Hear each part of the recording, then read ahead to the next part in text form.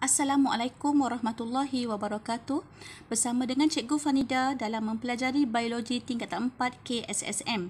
Pada hari ini, Cikgu akan mengupas satu lagi tajuk iaitu Bab 9 Nutrisi dan Sistem Pencernaan Manusia bahagian 1. Okay, di akhir pembelajaran, anak-anak dapat pertama mengenal pasti struktur sistem pencernaan manusia. Kemudian 9.2 memerihalkan jenis pencernaan iaitu pencernaan fizikal dan pencernaan kimia. Okey, seterusnya mencerakinkan proses dan hasil pencernaan karbohidrat dalam mulut, mencerakin proses dan hasil pencernaan protein dalam perut.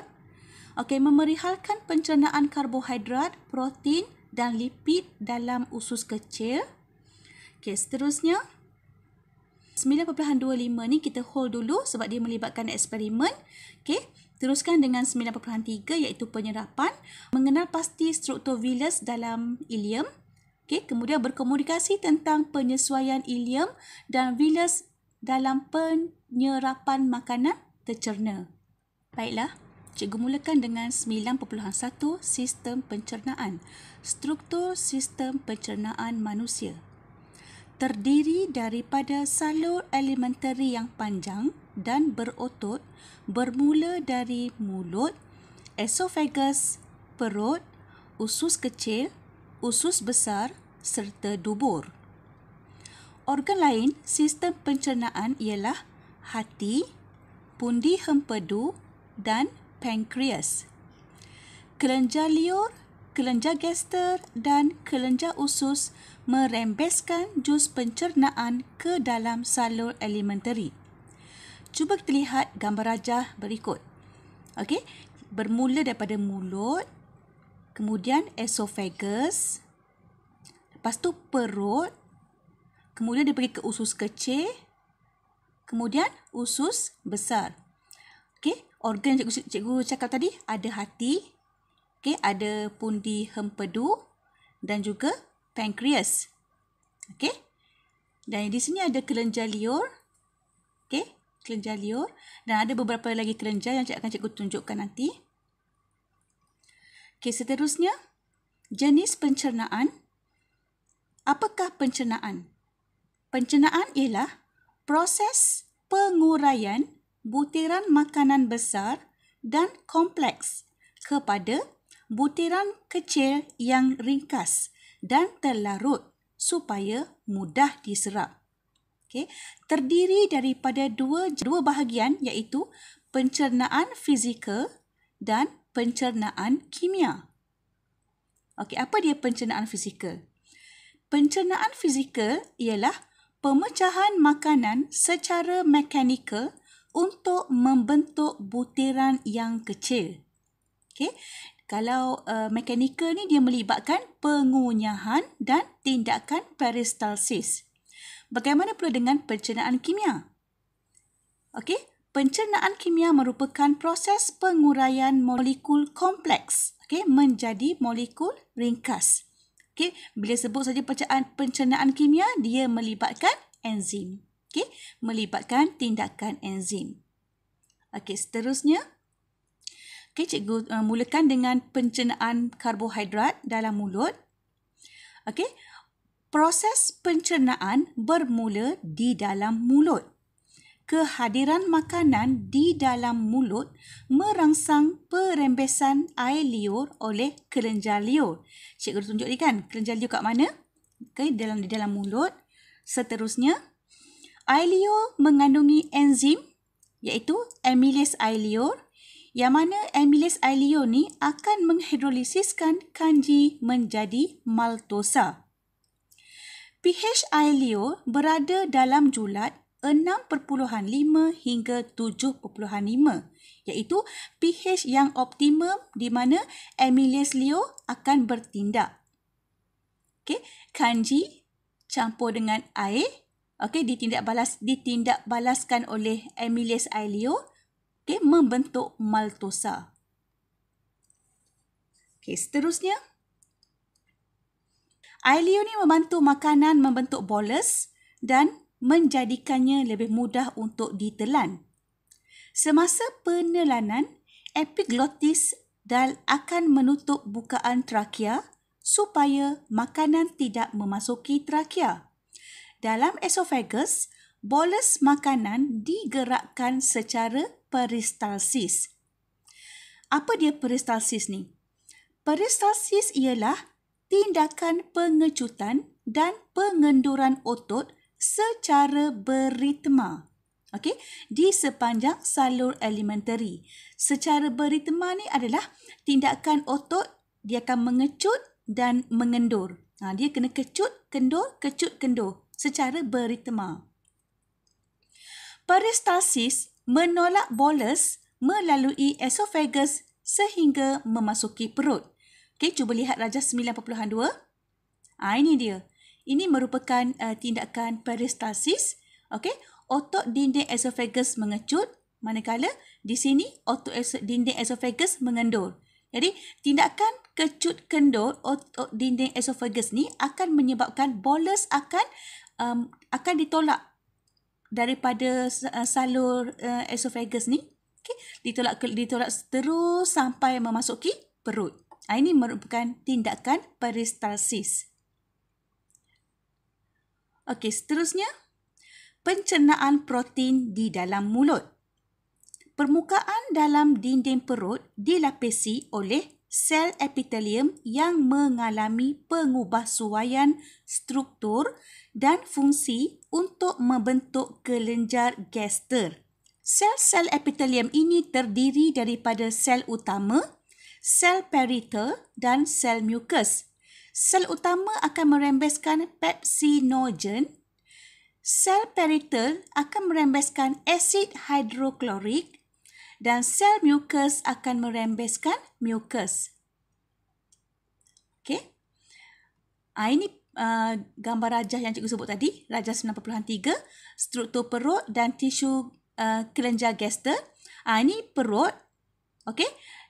Bila kita ambil, kita besarkan struktur ni, ini bentuk dia. Di sini ada kelenjar gaster. Okey, kita besarkan lagi di sini. Kita akan dapat lihat kita ada sel mucus di sini. Dan yang warna purple ni kita kenali sebagai sel parietal. Dan di bahagian bawah ni yang gelap ni kita kenali sebagai sel utama. Okey. Sel mucus, sel parietal dan sel utama. Okay, kita sebut tadi kan sel parietal untuk apa tadi? Sel parietal untuk merembeskan asid hidroklorik. Okey, sel utama ni dia akan merembeskan pepsinogen dan sel mucus akan merembeskan mucus. Okey. Pepsinogen ialah enzim tidak aktif yang akan diaktifkan oleh asid hidroklorik untuk menjadi enzim pepsin. Maknanya enzim pepsinogen ni merupakan enzim tapi dia tidak aktif. Okey, bagaimana pepsinogen ni akan menjadi aktif? Dia akan jadi aktif apabila asid hidroklorik akan hadir dan dia akan menjadi enzim pepsin. Kita tak panggil pepsinogen lah. Kalau sebut pepsinogen, enzim tidak aktif. Kalau kita sebut enzim pepsin, enzim tu aktif. Maknanya enzim aktif ni akan menghidrolisis kanji menjadi polipeptida. Okey, protein tambah air akan menghasilkan polipeptida. Okey, tidak balas ataupun dihidrolisiskan oleh pepsin. Kemudian fungsi asid hidroklorik adalah untuk A. Menyediakan medium dengan pH yang sesuai iaitu dalam lingkungan 1.5 hingga 2.0.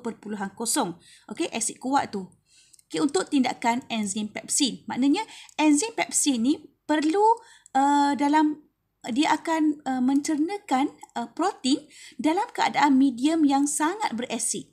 Okey, dan pH yang sesuai adalah asid pH 1.5 hingga 2.0. Okey, yang kedua, fungsinya menghentikan tindakan enzim amylase ileol. Okey, enzim amylase ileol tindakan dia pH dia ialah pH antara dia neutral kan, lebih kurang 6.5 hingga 7.5. Okey, dia akan hentikan tindakan enzim amylase Leo tersebut. Itu fungsi asid hidroklorik.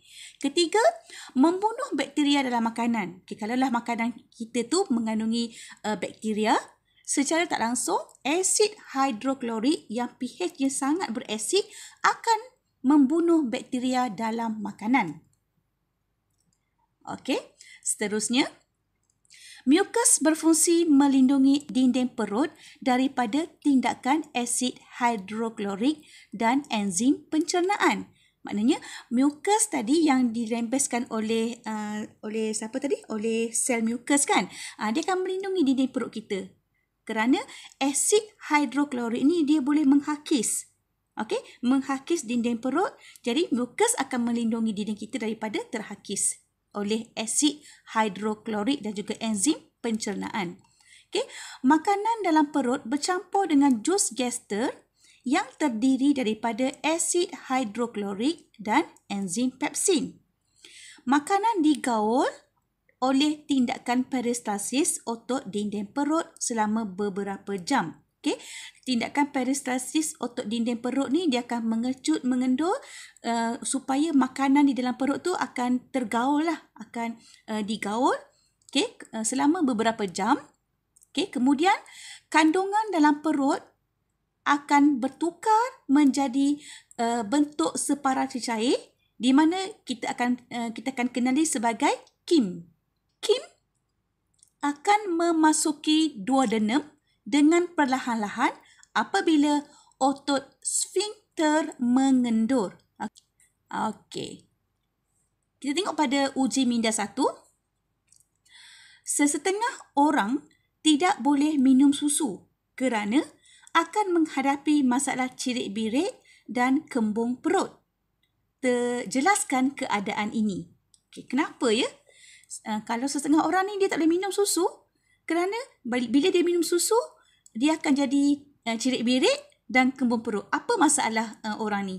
Okey, jawapannya adalah jus usus individu tersebut berkemungkinan tidak mengandungi atau kekurangan enzim laktis yang boleh mencernakan gula susu laktosa dalam usus kecilnya. Akibatnya, bakteria yang terdapat di dalam usus besar akan mencernakan laktosa ini untuk menghasilkan asid lemak dan metana yang menyebabkan masalah cirit-birit dan kembung perut. Individu tersebut dinasihati minum susu tanpa laktosa. Itu masalah dia, masalah orang yang tak boleh minum susu ni. Okey, cikgu teruskan lagi. Okey, pencernaan karbohidrat, protein dan lipid dalam usus kecil. Okey, usus kecil terdiri daripada duodenum, jejunum dan ileum yang berlingkar. Duodenum ialah bahagian pertama usus kecil yang menerima KIM daripada perut. Duodenum juga menerima hempedu yang dihasilkan oleh hati dan jus pankreas yang dirembeskan oleh pankreas. Ini dia. Okey. Yang ni ada pankreas. Yang ni KIM tadi ni. Okey. Ni pundi hempedu. Okey, yang ni duodenum. Ini duodenum. Okey, komponen-komponen yang terlibat dalam pencernaan di usus kecil. Ada pundi hempedu. Kemudian dia ada ductus hempedu, saluran tu. Okey, yang akan dirembeskan ke dalam duodenum. Okey, yang ni ductus pankreas di mana dia akan merembeskan bahan kimia ke dalam duodenum. Okey, seterusnya. Kita lihat dulu hati, bahagian hati. Okey, hati akan menghasilkan hempedu. Kemudian pundi hempedu akan menyimpan hempedu. Pundi hempedu cikgu sebut tadi kan? Cikgu tunjuk tadi. Okey, pundi itu akan menyimpan hempedu. Okey, kemudian hempedu tadi akan disalur ke duodenum melalui ductus hempedu. Salur tadi kan? Ductus kita panggil. Ductus hempedu. Okey, kemudian apa fungsi hempedu? Okey, pertama dia menetralkan kim yang berasid. Dalam perut tadi kan berasid kan? Jadi fungsi hempedu ni dia akan neutralkan balik kim tadi yang berasid. Kenapa? Sebab dalam duodenum pH yang perlu yang sesuai di situ adalah pH yang beralkali. Okey, sebab itulah hempedu akan neutralkan kim yang berasid. Kedua, menyediakan keadaan beralkali. Cikgu sebut tadi, di mana pH dia ialah 7.6 hingga 8.6. Ini pH yang optimum lah. Okay? Untuk tindakan enzim dalam duodenum. Cikgu sebut tadi kan, duodenum dia punya keadaan yang beralkali merupakan keadaan yang optimum untuk tindakan enzim di dalam duodenum. Okay? Seterusnya, mengemulsikan lipid dengan memecahkan lipid kepada titisan-titisan halus bagi menambahkan luas permukaan untuk tindakan enzim lipase. Maknanya hempedu tadi dia akan mengemulsikan lipid, dia akan memecahkan lipid tadi menjadi lipid-lipid yang halus, kita panggil titisan-titisan halus. Okey? Supaya bila dah jadi titisan-titisan halus, dia akan menambahkan luas permukaan, maka enzim lipase akan senang ditindakbalaskan ke atas lipid tadi. Okey, seterusnya kita pergi pada pankreas. Pankreas akan merembeskan, cikgu sebut bahan kimia tadi kan? Ini dia. Enzim amylase pankreas, trypsin dan lipase ke dalam duodenum melalui ductus pankreas. Salur tadi tu yang cikgu sebut yang color kuning tadi tu kan? Gambar color kuning tadi tu di dalam pankreas. Okey, dikenali sebagai ductus pankreas. Ingat, pankreas merembeskan enzim amylase pankreas pertama, kedua trypsin, ketiga lipase. Okey? Dan bagaimana pula dengan duodenum? Okey, amylase pankreas menghidrolisis kanji kepada maltosa. Okey, kanji akan ditukarkan menjadi maltosa. Okey? Dia akan dihidrolisiskan menjadi maltosa oleh amylase pankreas. Kedua, trypsin menghidrolisiskan polipeptida yang dalam perut tadi tu kan, okey, menjadi peptida yang lebih pendek. Poli ni panjang. Okey, polipeptida, rantai yang panjang. Okey, bila terkena pada trypsin, kita buang poli, jadi peptida saja. Jadi, peptida lebih pendek daripada polipeptida. Poli ni panjang. Okey, tindak balas ditindakkan oleh trypsin. Okey, seterusnya lipase. Okey, lipase ada 3 ni kan? Pankreas kan amylase, pankreas, trypsin dan lipase. Okey, lipase menghidrolisis lipid kepada asid lemak dan glycerol. Okey, lipid akan ditukarkan, dihidrolisiskan menjadi asid lemak dan glycerol. Okey, ditindakkan oleh lipase. Okey, seterusnya. Kelenjar pada dinding ileum merembeskan mukus dan jus usus yang mengandungi enzim-enzim maltase, sukrase, laktase, lipase dan eripsin. Kelenjar yang ada pada ileum tadi tu, okay, dia akan merembeskan mukus dan juga jus usus. Okey, jus usus ada maltase, sukrase, laktase, lipase dan eripsin. Okey, medium beralkali dalam ileum membolehkan enzim-enzim bertindak secara optimum. Yang cikgu sebut tadi tu, maltase, sukrase, laktase, lipase, eripsin ni, dia perlukan medium yang beralkali. Okey, kita lihat dulu pencernaan karbohidrat. Okey, maltase akan menghidrolisiskan maltosa kepada glukosa. Okey, maltosa akan ditukarkan, akan dihidrolisis menjadi glukosa. Jadi glukosa ni dah bahan yang paling kecil lah daripada karbohidrat tadi tu. Okey, dah cukup glukosa, kita stop di situ untuk tindakan maltosa. Kemudian sukres pula, dia akan menghidrolisiskan sukrosa kepada glukosa dan fruktosa. Okey, glukosa dan fruktosa ni pun merupakan bahan yang paling kecil lagi dan senang diserap ke dalam usus kita nanti. Okey, sukrosa, okey, sukres dia akan jadi glukosa tambah fruktosa. Okey, apa lagi? Laktase. Laktase, dia akan menghidrolisiskan laktosa kepada glukosa dan galaktosa. So, glukosa, fruktosa, galaktosa ni merupakan gula monosakarida. Gula yang paling ringkas sekali dan boleh diserap oleh proses penyerapan nanti. Okey, bagaimana pula dengan pencernaan lipid? Okey, lipase akan menghidrolisis lipid kepada asid lemak dan gliserol.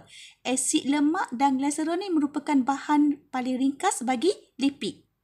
Okey, bagaimana pula dengan pencernaan protein? Kita berhenti dekat peptida tadi kan? Polipeptida menjadi peptida. Okey, apa yang berlaku? Ni dia. Enzim eripsin. Okey, enzim eripsin menghidrolisis peptida kepada asid amino. So, bahan ringkas yang paling ringkas bagi protein adalah asid amino. So, peptida tambah dengan air, okey, ditindakkan oleh eripsin, maka menghasilkan asid amino. Okey, kita lihat uji minda yang kedua. Seorang pelajar gemar makan buah oren dengan banyak. Terangkan kesan pemakanan terlalu banyak buah oren terhadap pencernaan kanji di duodenum. Kita tahu bahawa buah oren ni masam. Okey, bila dia masam, dia bersifat asid kan? Okey, apa kesan pemakanan terlalu banyak buah oren terhadap pencernaan kanji di duodenum? Okey, kita lihat jawapan dia. Asid di dalam buah oren merendahkan nilai pH duodenum. Hal ini akan memperlahankan pencernaan kanji sebab pencernaan kanji di duodenum kena dalam keadaan medium yang beralkali kan. Jadi asid buah oren ni dia akan merendahkan nilai pH. Merendahkan maknanya 6 ke bawah lah. 6, 5, 4, 3, 2, 1 itu pH berasid kan. Jadi dia akan memperlahankan pencernaan kanji. Okey, kita pergi kepada praktis formatif 9.1. Soalan pertama, nyatakan kepentingan proses pencernaan bagi manusia. Kepentingan dia ialah makanan yang dimakan oleh manusia adalah dalam bentuk molekul yang besar dan kompleks. Makanan ini perlu dicernakan kepada bentuk yang lebih ringkas dan kecil agar dapat diserap ke dalam salur darah dan dihantar ke sel-sel badan. Itu kepentingan proses pencernaan. Okey, kedua, namakan struktur yang terlibat dalam salur alimentari untuk pencernaan makanan. Struktur yang terlibat, apa dia? Okey, ialah mulut, gigi, esophagus, perut, duodenum, usus kecil dan usus besar. Okey, seterusnya. Namakan sel-sel utama pada kelenjar gaster dan terangkan fungsi sel-sel tersebut. Okey, ini jawapan dia. Sel-sel utama pada kelenjar gaster ialah sel utama yang merembeskan pepsinogen, sel peritel yang merembeskan asid hidroklorik dan mukus dan sel mukus merembeskan mukus. Okey. Soalan nombor 4, soalan last sekali. Usus kecil merembeskan beberapa jenis enzim untuk melengkapkan proses pencernaan. Terangkan bagaimana enzim-enzim tersebut melengkapkan proses pencernaan. Okey, apa dia jawapan dia? Okey. Enzim-enzim yang terlibat dalam proses pencernaan di usus kecil ialah tripsin, amylase, eripsin, irepsin, sucrase, maltase, laktase dan lipase. Okey, apa fungsi-fungsi dia? Sebab dia tanya bagaimana enzim ini boleh melengkapkan proses pencernaan kan? Okey, jawapan dia. Tripsin, dia akan menghidrolisis polipeptida kepada peptida. Kemudian, amylase menghidrolisiskan kanji kepada maltosa. Irepsin menghidrolisis peptida kepada asid amino. Sukres menghidrolisis sukrosa kepada glukosa dan fruktosa. Okey, maltase pula menghidrolisis maltosa kepada glukosa. Okey, dan last sekali, laktase menghidrolisis laktosa kepada glukosa dan galaktosa. Satu lagi, lipase. Apa fungsi dia? Menghidrolisis lipid kepada asid lemak dan gliserol. Baiklah, cikgu teruskan lagi dengan 9.3 iaitu penyerapan. Okey, ciri penyesuaian ileum dan vilus dalam penyerapan makanan tercerna.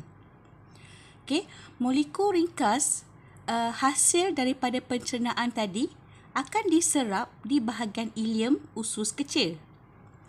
Okey, ini merupakan rajah 9.5 iaitu ciri penyesuaian ileum dan vilus untuk penyerapan makanan tercerna.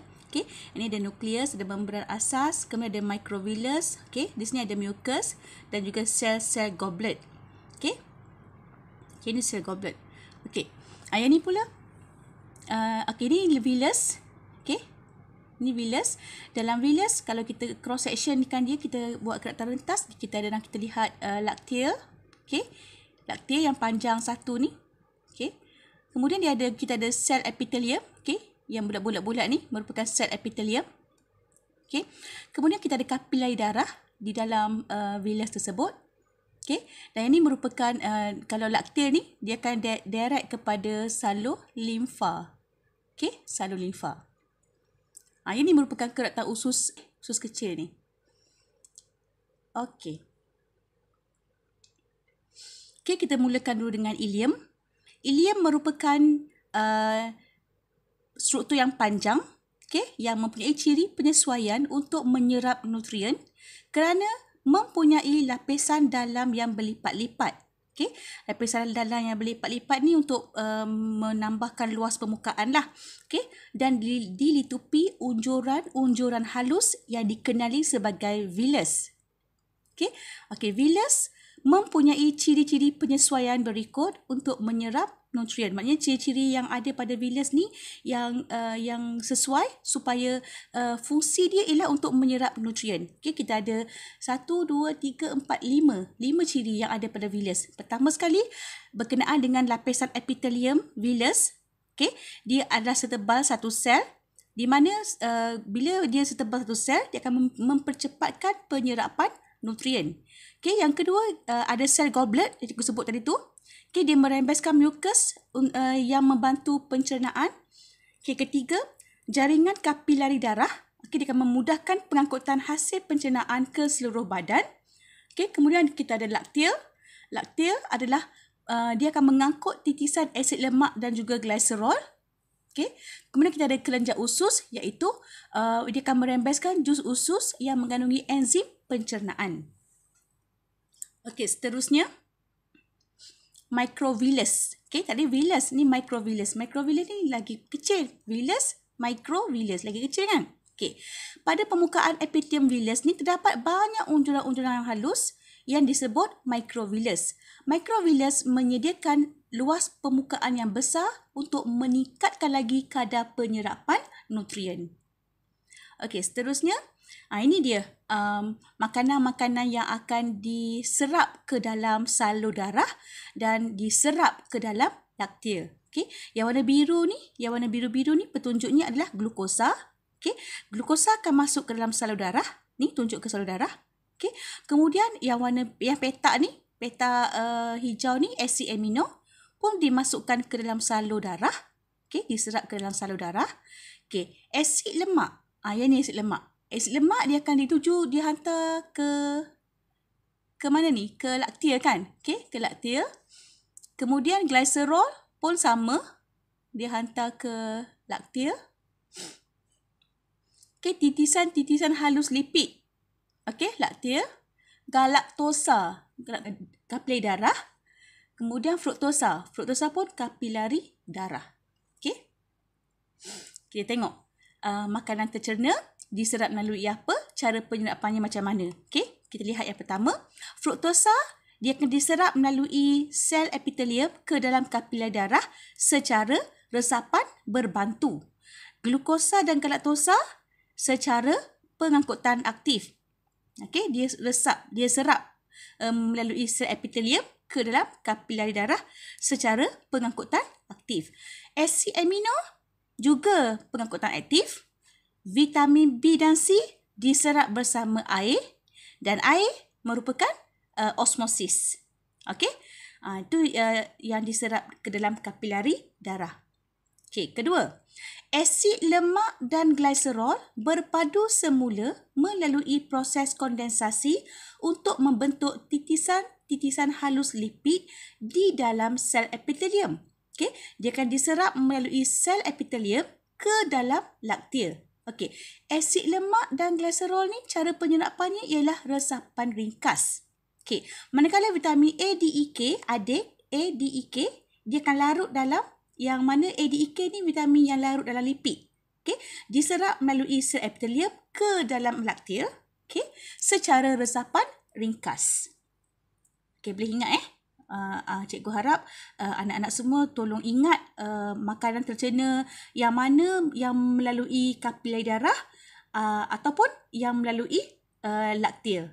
Okey, dan cara penyerapan dia pun awak kena ingat macam mana cara dia masuk ke dalam kapilari darah tersebut. Okey, ataupun ke dalam laktil. Okey, uji minda ketiga.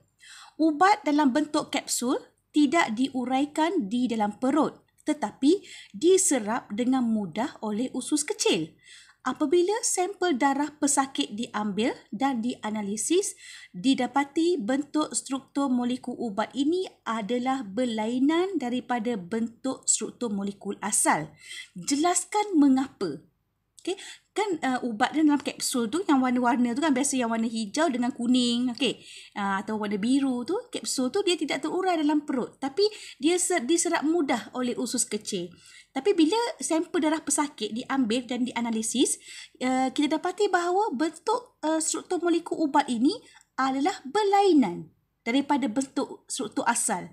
Jelaskan mengapa. Itu maksud soalan dia tu. Okay. Ubat yang dimakan mungkin telah diubah suai oleh hati. Okay. Ubat yang telah diserap melalui usus kecil akan diangkut oleh darah ke hati. Okay. Di hati, sebarang komponen yang toksik dalam ubat dia akan dimetabolismekan dan ditukar kepada bentuk yang kurang toksik supaya dia lebih mudah dikumuh melalui ginjal. Okay. Oleh itu, bentuk struktur molekul ubat yang ditelan adalah berbeza daripada yang terdapat dalam darah. Okey, seterusnya. Okey, praktis formatif 9.2. Nyatakan struktur utama untuk penyerapan hasil pencernaan. Okey, jawapan dia, struktur utamanya adalah villus. Okey. Namakan struktur dalam villus yang terlibat dalam pengangkutan nutrien. Kalau asid amino, kapilari darah. Vitamin A dan E, ingat A, D, E, K, adik, laktil. Okey. Okey, sebab dia vitamin larut lipid. Okey. Yang ketiga, terangkan penyesuaian usus kecil bagi menambahkan luas permukaan untuk penyerapan nutrien. Usus kecil panjang, lapisan dalam usus kecil berlipat-lipat serta dilitupi villus untuk menambah luas permukaan bagi penyerapan nutrien. Pada permukaan epitelium villus terdapat banyak microvillus. Okey. Seterusnya, soalan yang keempat. Terangkan cara bahan berikut diangkut merentasi membran plasma. Okey. A. Glukosa, galaktosa dan asid amino. B. Asid lemak dan gliserol. Okey, macam mana bahan-bahan yang diangkut? Okey, kita lihat dulu yang A. Glukosa, galaktosa dan asid amino diangkut merentasi sel epitelium ke salur darah. Okey, melalui apa? Pengangkutan aktif oleh protein pembawa yang mana dia menentang kecerunan kepekatan. Maknanya dia diperlukan tenaga lah. Sebut pengangkutan aktif, dia menentang kecerunan. So, dia perlukan tenaga. Okey, kedua, asid lemak dan gliserol diangkut merentasi membran plasma dengan cara meresap. Okey, meresap ke dalam laktil melalui resapan ringkas. Okey, follow the gradient. Ini bukan against the gradient, tapi dia follow the gradients. Okey. Baiklah, dah habis bahagian 1, bab 9, nutrisi dan sistem pencernaan manusia. Kita akan jumpa lagi dalam bahagian 2, bab 9, nutrisi dan sistem pencernaan manusia. Oleh itu, kita jumpa lagi. Sekian, terima kasih. Assalamualaikum warahmatullahi wabarakatuh.